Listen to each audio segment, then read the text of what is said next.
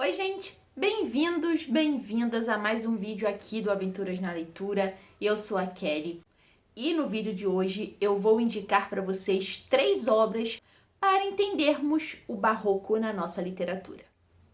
Recentemente eu publiquei o meu primeiro e-book. O e-book se chama Escolas Literárias Literatura Brasileira.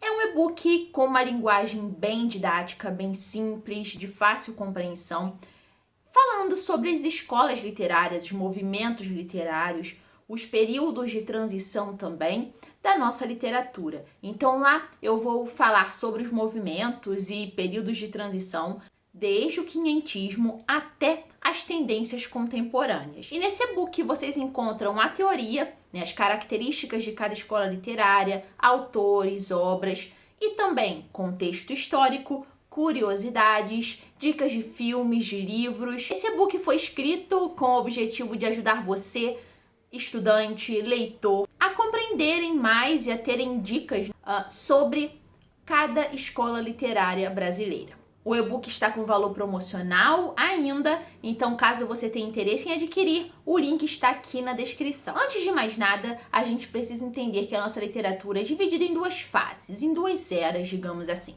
A era colonial e a era nacional. A era colonial que compreende os movimentos que têm influência de fora, então a gente tem muita influência de Portugal, e a era nacional, onde a nossa literatura é efetivamente nacional. Ela começa com o romantismo. Nós temos essas 2 temporalidades, essas 2 eras, que é importante a gente ter em mente. E hoje, então, falaremos sobre o barroco através de 3 obras. O barroco faz parte da era colonial. A literatura barroca apresenta muitas figuras de linguagem, antítese, paradoxo, anáfora, paralelismo também, e é conhecido pela duologia. A gente tem aí os elementos opostos presentes nas obras.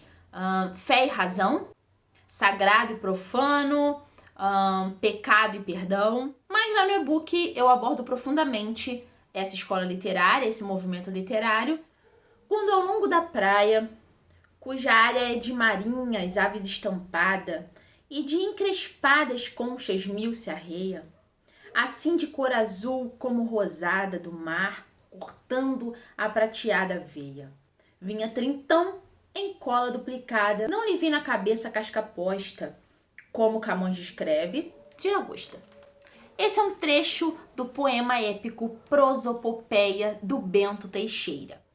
Bento Teixeira foi um escritor português e Prosopopeia foi a obra que marcou o início do barroco na nossa literatura.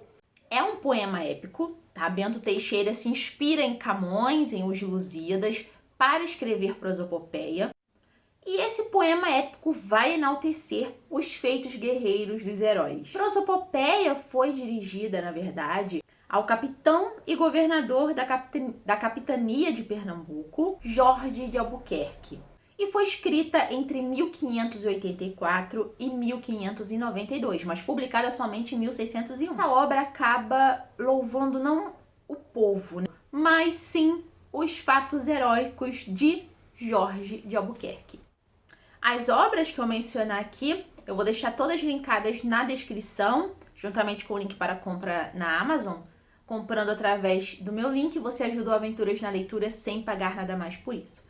E aproveito para falar que eu fiz um post também sobre essas 3 obras que eu vou mencionar aqui lá no meu Instagram. E eu estou postando frequentemente lá no Instagram, então caso vocês queiram receber dicas de língua portuguesa e de literatura, é só me seguir lá.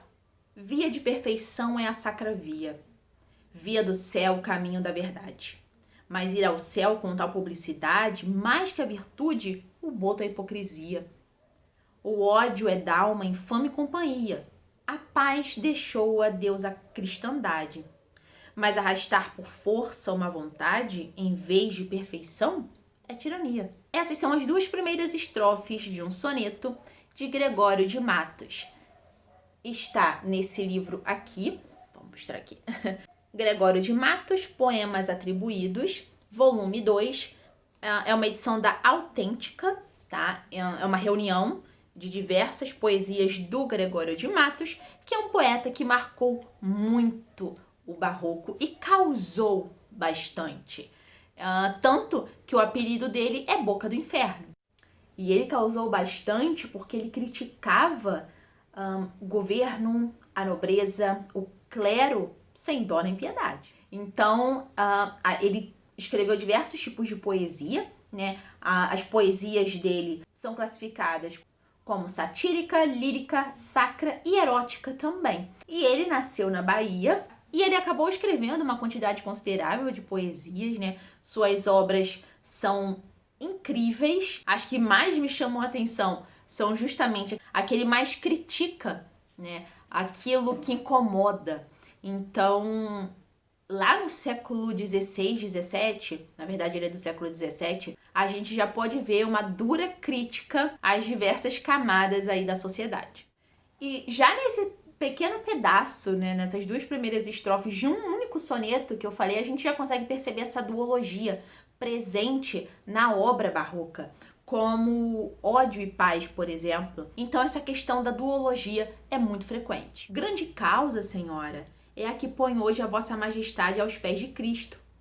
Grande causa, portugueses, é a que nos chama hoje a este lugar, tão grande que não pode ser maior, tão grande que ainda é maior do que parece. O que nesta matéria vem aos olhos é muito, o que discorre o entendimento é tudo.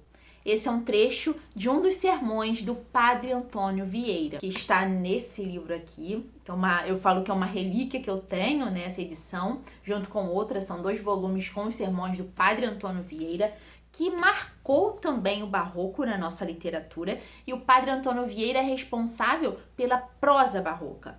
Então ele é responsável por esse desenvolvimento da prosa. Ele nasceu em Lisboa, mas acabou vindo bem jovem ainda para o Brasil. E, consequentemente, acabou ingressando na Companhia de Jesus. O Padre Antônio Vieira é conhecido pelos sermões. Esses sermões ele também criticava, tá? Muitas coisas que ele via e que ele não concordava. E é possível observar também nesses sermões a oratória barroca. Além dos sermões, Padre Antônio Vieira também escreveu cartas bem conhecidas. Essas foram 3 dicas bem rápidas para a gente entender um pouco da literatura barroca. Lembre de curtir o vídeo, se inscrever no canal e de me acompanhar nas redes sociais. A gente se vê em um próximo vídeo. Até lá. Tchau, tchau.